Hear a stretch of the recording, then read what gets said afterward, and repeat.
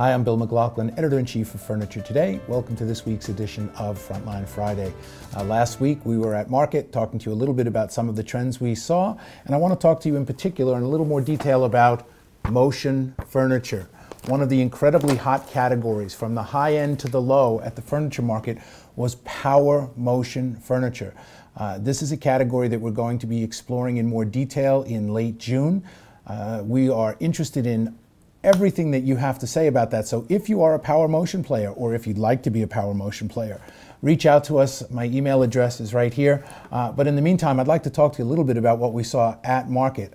Obviously, what they call the triple play, right? Power footrest, lumbar support, and power headrest have been very big, but we're starting to see lots of other features start to work their way into the market, whether that is wireless phone charging, heat, massage. There is an enormous amount of activity at all levels in the motion category. One of the surprising things we saw was how much activity there was at the high end of the market. We know that recliners are typically sort of promotional purchase, sort of low to mid, but we're seeing enormous amounts of activity in motion and power motion at the high end. We're starting to see lots of rechargeability come into the marketplace. So this is a category that we expect to see explosive growth in the next year or two. One of the things we heard at Market is that it is being shopped heavily by retail. A number of retailers are starting to expand their assortments, and we think the opportunity at the high end to really bring that to a new audience really opens up some interesting opportunities. So that's something we're going to be watching closely. Tune in to our Furniture Today at the end of June for a look at all that's going on in the motion category.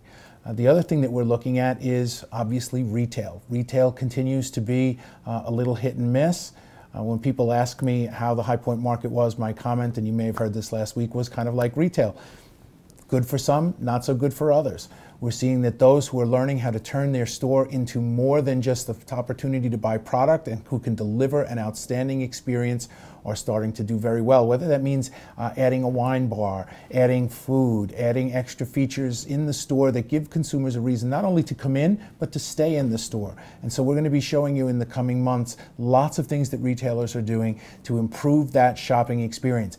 If you have a story that you'd like to tell about what you're doing to improve the shopping experience for your consumers, again, please reach out to us. Our senior editor, Clint Engel, is always looking for good retail stories. And now I'll ask somebody to superimpose his email address right here.